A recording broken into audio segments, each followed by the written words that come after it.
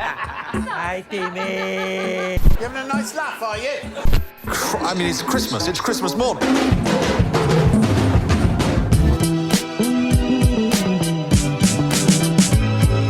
Hey! I love the way it makes me feel inside. What's up everyone, Adam from FWCI. This is the ELF pitch meeting. I thought there was already a pitch meeting to this. I think I even mentioned like months ago that I'd react to it, and then I realized I was looking at the Honest trailer by accident. But I'm very excited to see this one. I did react to ELF on the channel a long time ago. And I will link that at the end of the video. Go check it out, because I don't know why the views on that did very low. I'm not sure what happened with it. The reaction was good, the channel was doing well at the time. It underperformed in a way that I could not have imagined in my worst nightmares. So go give that reaction a watch. It's pretty old now as well, so who knows, might see a little bit of a evolution in what I do. But I think I recall the story. Buddy the elf has to escape. He ends up in New York. Why is he there? I don't fucking remember. It's been a long time. But isn't Lance Hendrickson in that movie as well? I think he is.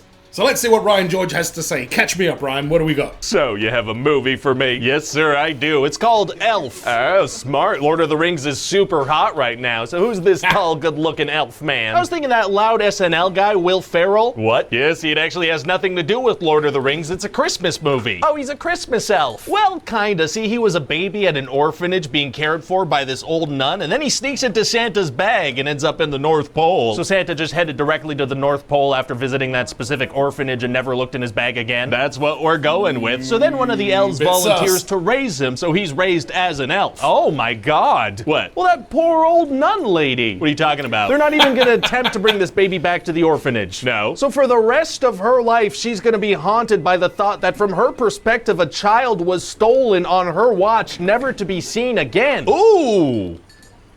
Right. This is off to a dark start. I mean, now that you mention it, yes, it definitely is, but we could pretend like it's not, maybe? That works for me. I love pretending. So they think his name is Buddy because that's what was written on his diaper, but when he grows up, he doesn't really fit in with all the elf stuff, you know, like the elf showers, and he can't keep up with anyone's magical powers. So what does he do? Well, his adoptive father shows him a picture of his birth parents and tells him that his dad is living in New York City. Did that nun leave a photo of his parents in his diaper to get pooped on? I guess so. Yeah, so wait, Santa sends him off to NYC to find his dad, but warns him to not check out any peep shows. What was that? So he goes to see his dad, Walter, but it doesn't really go well, so he wanders into the Gimbel's department store and gets mistaken for one of the elves working in the fake Santa village. Okay. And he sees a beautiful employee, Jovi, and becomes infatuated with her. Oh, I guess he wasn't attracted to little elves, but now that he sees a human woman, he's aroused for the first time. Well, that's not a cute way to put it. Well, anyway, so the next morning she's showering at work and he enters the room and starts singing along with her, which freaks her out. Oh, God, well, yeah, that's super creepy and intrusive of him. Well, he says he didn't know she was naked in the shower. But you said they had showers in the North Pole. How could he not know? Hey, shut up. So then Buddy freaks out.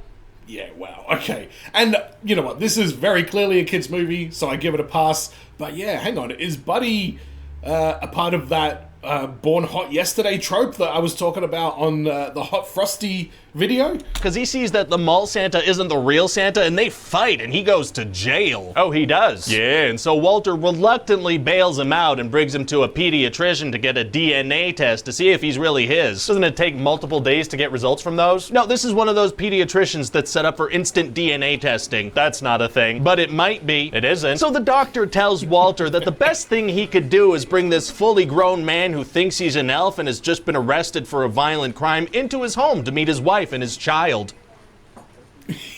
This guy's not a real doctor. Well, yeah, no, he's gonna be played by an actor. Never mind. So Buddy hangs out with the family and shows off his ability of somehow not being dead from diabetes. And Walter's wife is just fine with this? Yes, because if she wasn't immediately super cool with it, then I'd have to spend time on that, and I don't wanna. Got it. And then he accidentally shows her his genitals. Accidentally? First the shower, now this? Yes, and now Buddy wants to connect with his half-brother Michael, but I didn't realize there was so much implied nudity in this movie. I'm getting caught up. Michael thinks he's a weirdo. I kinda do too. But then he shows off his superhuman snowball throwing skills in Central Park and they become friends. I thought Buddy didn't have magic elf powers. Oh yeah, well in this scene he does. Oh okay. So they head over to Gimbel's even though he got a restraining order and he asked that girl Jovi out on a date. I mean, he thinks he's an elf. He snuck into the bathroom while she was showering. He went to jail for a violent crime and now he's defying a restraining order. It's gonna be tough to get her to go out with him. Actually, it's gonna be super easy. Barely an inconvenience. Oh really? Yeah, because he's the main character, so it's charming, so she's gonna say yes. Oh, okay, great. Yeah, the movie's called Elf and he is the elf, so he's going to be desirable. That makes sense, yeah. So anyway, eventually Buddy really pisses his dad off by accidentally making fun of a man with dwarfism. Oh my god. So Buddy's all sad and depressed and he walks up onto the Queensboro Bridge. Is he gonna frickin' jump? No, he's just gonna kinda sadly look at the water, but then he's gonna see frickin' Santa Claus crash into Central Park. He was gonna jump. I feel like he was. Long run. There's no way for me to check that, so then Walter and Michael also see the crash, so they run over as well. Now the three of them have to help Santa. Just the three of them with Santa alone in Central Park? Yeah, just the three of them and Santa. It's not that far-fetched. Yes, it is. Whoa! That's not a reaction that makes sense to what I just said. Well, listen, a lot of other people do see the sleigh crash, but instead of going to check it out, they all just kind of gather at the edge of the park behind a news lady who's talking about it. Oh, okay. Yeah, just a whole bunch of people standing around in disbelief, and also Josh Rubin is there. They don't know what is going on. Who? And it turns out there's not enough Christmas spirit anymore to make Santa's sleigh fly because people don't believe in him anymore. Well, that doesn't really make sense. I mean, the parents would see gifts under the tree each year that they themselves didn't buy. Who do they think got those? Well, listen, sir, that's a problem with every Christmas movie, not just this one, so get all the way off my back about it. Ow, let me get off of that thing. So then to get more Christmas spirit going, Jovi's gonna sing and everybody's gonna join in. I mean, that little crowd of people is probably not enough to make the sleigh fly. We'll see everybody watching the news is gonna start singing as well, like some bikers in a bar, a little girl in her bedroom on a little TV, the people back at the office on a projector. Those sound like the last situation. Andy Richter and Kyle Gass.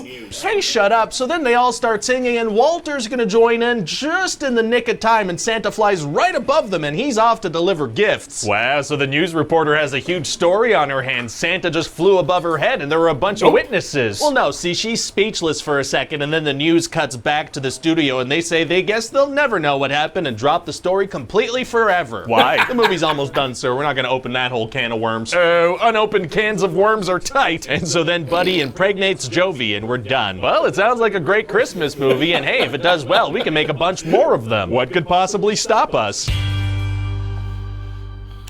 Oh, really? Was turning down Elf 2. Alright, yeah, I enjoyed Elf. Again, it was a little bit childish, a little bit silly, and very much like a family Christmas movie, but it was also very well written, and Will Ferrell's performance is probably the main thing that holds all the glue of that movie together and keeps every scene entertaining. He's such a talented actor, and, you know, he's the kind of guy that has a big enough presence that he can carry a movie like this. But I love looking at these like darker side of whatever movie kind of situations, like the talking about the nun at the beginning, thinking that she's now lost a baby because it just disappeared kind of thing. I love looking into that side of thing. And the Rugrats theory, I think, is a very popular one about Angelica, and it's actually a bunch of all the other kids are all dead in various different ways, and they're all in her head. It's a whole thing. But let me know in the comments what you thought about this one. Don't forget to subscribe if you haven't already. Patreon.com/FWCI if you want to support the channel further. And Merry Christmas, everybody. And as always, be well, stay safe, look after your friends, ta-ta, and farewell. Why are you smiling like that? I just like to smile. Smiling's my favorite. Make work your favorite. That's your favorite, okay? Okay. Work is your new favorite. Fine. Santa's coming. He looks psychotic. You'd think he was like on all the drugs. Oh, hello, Jovi. Christmas is the greatest day in the whole wide world. Please stop talking to me. Uh-oh. So Someone she's needs to the sing a Christmas carol. Go away. giving up on Christmas, Fred, Christmas doesn't is care yours. anymore, jaded kind of chick. And I'm singing. Hey! There's no singing in the North Pole. Yes, there is. Yes, there is. No, it's not. We sing all the time. No, it's not. Buddy. Joey. Hi. No, look at you, buddy, finding yourself a human girlfriend.